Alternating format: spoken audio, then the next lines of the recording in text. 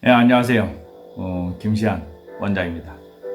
오늘은 부추, 효소, 발효가 시작된 지가 지금 8일째 되는 날입니다. 그래서 1차 설탕을 덮어주는 시점이 와 있고요. 또한 발효 과정들을 갖다가 살펴볼 수 있는 시간을 갖고자 합니다. 그래서 먼저 부추가 지금 발효가 진행되고 있는 사항들을 갖다가 살펴보겠습니다. 지금 이렇게 보시게 되면 설탕이 위에 덮어줬던 것이 거의 다 녹았습니다. 그래서 1차 덮어줘야 할 시점이 와 있고요. 그러다 보니까 액이 어느 정도 나와 있고 그러면서 설탕이 어떻게 점점 없어지고 하는 사항들을 살펴보고 되는데요. 그래서 뚜껑을 열고 한번 안을 들여다보겠습니다. 지금 부추가 다 보이죠, 그죠? 설탕이 위에 덮어뒀던 것이 거의 다 녹았습니다.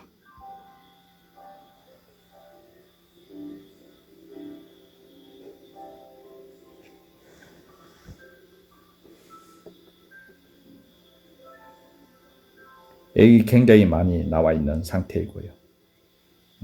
그래서 오늘 설탕을 위에다 다시 1차로 먹이로 덮어줘야 되는 시점이 와 있습니다. 그래서 설탕이 이렇게 있습니다. 이걸 갖다가 덮어주는 과정을 해보겠습니다.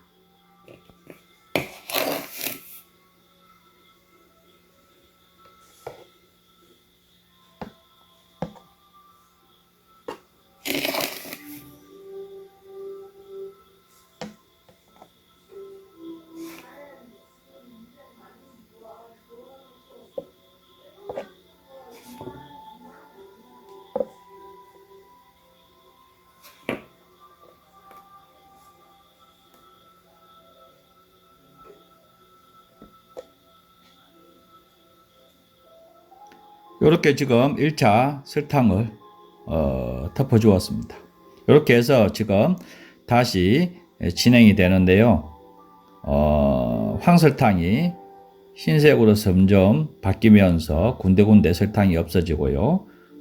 그러면서 군데군데 30% 설탕이 남아있을 때 다시 2차로 설탕을 덮어줍니다.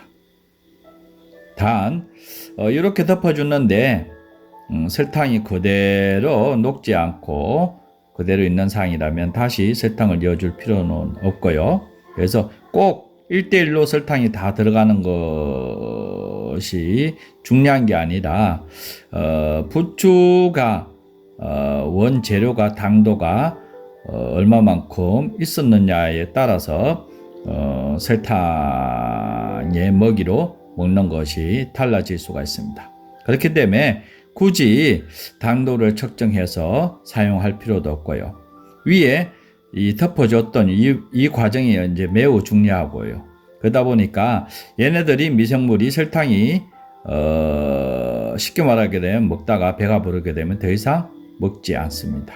그래서 그럴 때에는 설탕이 딱딱하게 굳어서 그대로 유지하고 있습니다. 그렇게 되면 설탕을 더 이상 넣어줄 필요가 없습니다. 이제 다시 뚜껑을 덮습니다.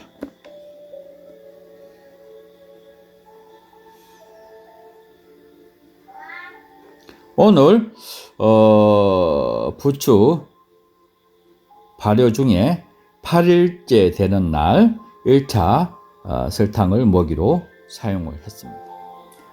오늘 부추 8일째 발효 진행되는 과정들을 살펴보았는데요. 어떻습니까? 이때까지 보통 집에서 만들 때 1대1로 설탕을 다 엮고 저어주고 뒤집어주고 하는 과정들을 해왔을 거라고 생각이 듭니다. 그렇지만은 제가 이제 효소를 담는 원리들은 처음부터 설탕을 1대1로 다 엮는 게 아니라 처음에는 오늘 효소 담을 때에 60% 설탕을 사용을 하고 발효가 진행되면서 액이 나오면서 점차적으로 설탕이 없어집니다.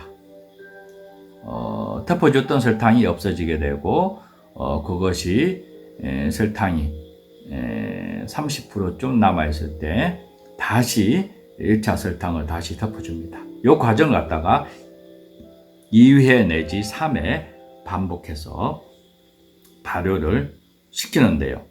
여기 이제 발효보다는 삼투압적 미미한 발효, 삼투압이 제대로 일어날 수 있는 환경을 만들어주는 과정이라고 보면 될 것 같습니다.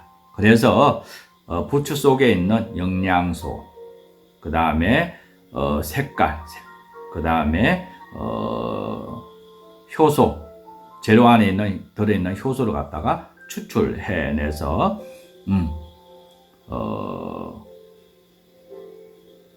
당도가 낮은 효소를 만드는 과정이라고 보면 될 것 같습니다. 그래서 공기를 차단해주고, 공기를 차단해주는 것이 설탕으로 차단해주고요. 그 다음에 그러다 보니까 밑에 설탕을 깔았죠, 그죠? 위에 설탕을 덮어줬잖아요, 그죠? 그러게 되면 일정한 온도에서 지속할 수 있다라고 하는 부분, 이것이 이제 매우 중요하고요. 그렇다 보니까 공기가 차단이 되게 되면 미생물들이 당을 먹습니다. 그래서 산소 공급이 안 됨으로써 미생물들은 당을 먹기 시작하게 되고, 그 당을 먹음으로써 당도가 굉장히 낮아질 수 있는 상황이 만들어지게 되고요. 그렇게 되면 발효가 일어나는 게 아니라 삼투압적 미미한 발효, 삼투압이 주로 형성되기 시작을 합니다. 그러다 보게 되면 탕 색깔과 재료가 가지고 있는 성분들이 탕에 다 나와 있게 됩니다. 이렇게 해서 달지 않는 명품 효소가 완성이 됩니다. 그래서 제대로 만들게 되면 당도가 20% 미만까지 내려올 수 있는 상이 만들어집니다. 여기 이제 달지 않는 명품에서 기본 원리라고 보면 됩니다. 이때까지 거의 이제 효소를 만드는 데 있어서 삼투압적 미미한 발효가 아니라 발효가 일어날 수 있는 환경을 만들어 주다 보니까 안에 있는 당도가 분해가 안 되고, 쉽게 말하게 되면 미생물들이 당을 먹는 게 아니고 오히려 분해하는 쪽으로, 재료를 갖다가 분해해서 축진시키는 쪽으로 넘어가게 되고, 그러다 보니까 알코올이 생겨나게 되고, 알코올이 생겨나게 되니까 발효가 끝났을 시점에 식초로까지 가야지만 마무리되는 사항들까지 형성될 수가 있습니다. 그러다 보니까 당도는 그대로 남아있게 되고, 그러다 보니까 상온에 놔둘 수가 없는 상황이 만들어지게 되고, 그러다가 가스가 폭발해서 여러 가지 일들이 일어나는 상황들이 만들어지는데요. 달지 않는 명품 효소의 가장 근본적인 원리는 삼투압적 미미한 발효, 삼투압이라고 하는 것을 형성될 수 있는 환경을 만들어 줌으로써 그 재료가 가지고 있는 성분과 당분이 점점 미생물이 먹이로 사용을 함으로써 상온에 놔두더라도 터질 일이 없고, 가스가 생겨나지 않아서 오래 놔두더라도 식초가 되지가 않습니다. 이 원리가 굉장히 중요하다고 보면 될 것 같습니다. 그래서 그런 원리들 형성하기 위해서 살펴봐주고 설탕을 먹이로 사용해주는 부분이 매우 중요하다고 보면 될 것 같습니다. 오늘 간단하게 8일째의 부추의 상태를 갖다 살펴봤고, 1차 먹이로 설탕을 다시 덮어주었습니다.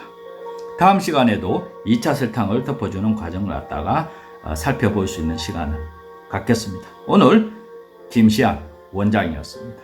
감사합니다. 안녕하세요. 오늘도 약용되는 식물을 소개하도록 하겠습니다. 오늘은 염증을 가라앉히고 해독작용이 우수한 인동덩굴에 대해서 소개하도록 하겠습니다. 오랜 옛날 중국 어느 마을에 금슬 좋은 노부부가 백발이 되도록 쓰라 자식 하나 없이 서로 의지하며 살았다고 합니다. 그러던 어느 날 할아버지가 병을 얻어 자리를 눕더니 시리시리 맞다가 죽고 말았다고 합니다. 이후 할머니도 슬픔과 외로움으로 하루하루를 보내다가 결국 따라 죽게 되었는데 마을 사람들은 이 부부를 양지마른 곳에 합장해주고 하늘나라에서도 행복하게 살길 빌었다고 합니다. 이듬해 무덤 주변에 줄기 하나가 올라오더니 서로 엉키면서 자라는데 청순한 하얀 꽃이 피었다가 며칠 뒤 화려한 노란 꽃으로 변할 뿐만 아니라 한겨울에도 줄기가 시들지 않고 잎이 달려있자 노부부가 환생한 꽃이라고 하여 금은화, 줄기는 추운 겨울에도 죽지 않아 인동덩굴이라고 부르게 되었다고 합니다. 또 한 가지는 아주 옛날에 마음씨고 고운 착한 부부가 살았는데 금화와 은화라는 쌍둥이 딸이 있었습니다.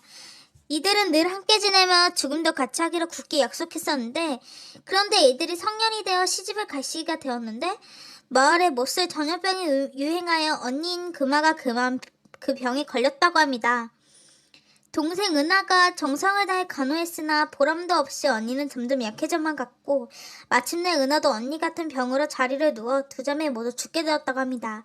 이들의 죽음을 불쌍히 여긴 마을 사람들은 햇볕에 잘 드는 양지 많은 곳에 자매를 묻어주었다고 합니다.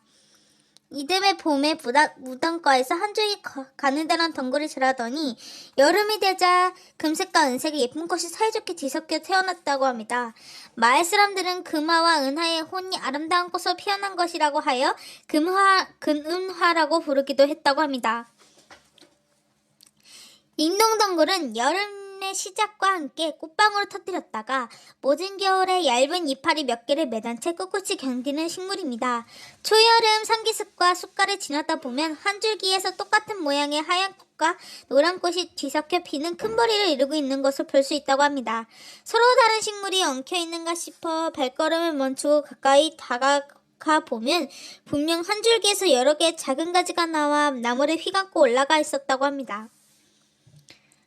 인동덩굴은 인동과의 방상록 덩굴성 건목으로 중국, 일본, 유럽의 온 대성 기후지대에 분포한다고 합니다. 우리나라에는 잎과 가지에 갈색 털이 있는 잔털인 덩굴, 인동덩굴 등 전국 산야, 숲속 구릉지, 인가 주변, 산골짜기, 계곡에 자생한다고 합니다. 원예 품종으로 붉은 꽃이 피는 붉은 인동덩굴, 얼룩무늬 인동덩굴이 있다고 합니다. 중국 사람들은 인동덩굴의 인삼보다 효과가 탁월한 불로장수, 만병의 약으로 일본 사람들은 건강을 지키는 양의 영웅으로 취급되고 있다고 합니다. 인동덩굴은 추운 겨울에도 잘 견디고 시들지 않는 식물이어서 인동초 한 줄기에서 처음에는 흰 꽃이 피다가 노란색으로 변해 금은화, 금은동, 꽃대가 길고 청수한 잣대가 학이나 해오라기가 나는 모습을 닮아 노사등, 노홍수초, 수양 등 줄기가 왼쪽으로 나무에 감겨 좌전 등 두 송이씩 쌍으로 피는 모양이 아주 정겨워 원앙 등 꿀이 많은 밀월 식물이라고 해서 밀보 등 이보화, 이화, 쌍화, 다엽화, 금차고, 통령초, 능박나무 등 다양한 이름으로 불리운다고 합니다. 옛 고서에는 추위에 강한 덩굴식물이라고 하여 겨울살이 덩굴 등으로 기록되어 있다고 합니다. 인등덩굴은 주변에 나무나 바위가 있으면 줄기가 층층 갖고 올라 1에서 10m까지 뻗고 잔털이 빽빽하게 난 줄기는 속이 비어있고 빛깔은 연한 녹색이나 분홍색입니다. 낭형의 넓은 잎은 마주나며 끝이 둔하고 밋밋하다고 합니다. 인동덩굴은 항교작용이 강해 식중독을 일으키는 황색포도상구균, 이질균, 콜레라균, 백일해균, 대장균의 발육을 억제시키고 항염증 작용에 우수하다고 합니다. 백혈구의 탐식작용을 촉진하고 중추신경계통의 흥분작용과 혈액 콜레스테롤을 일정하게 내려주고 소장의 경련을 풀어주고 위장을 튼튼하게 한다고 합니다. 또한 열을 내려주고 담즙 분비를 촉진하여 숙취를 풀어주며 통증을 완화하는 작용이 탁월하다고 합니다.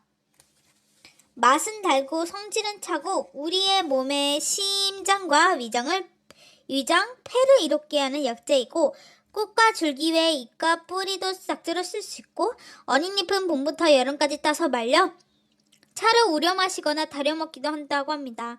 꽃은 피기 전에 꽃봉오리째 따서 그늘에 말려 차처럼 우려 먹거나 35도 술에 담가 마시고 줄기는 가을부터 이듬해 봄까지 베어 둥글게 타래처럼 감아 말린 뒤 달여 먹거나 술, 족청, 식혜를 만들어 먹고 뿌리도 가을부터 이듬해 봄까지 채취해서 잘게 썰어 말려 물에 달여 음용한다고 합니다.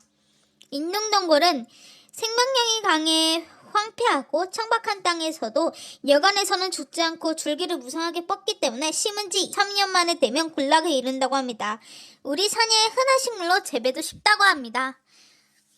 여기까지 인둥덩굴에 대한 소개였습니다. 영상 끝났고 영상 끄기 전에 구독과 좋아요 눌러주시고 그럼 감사합니다.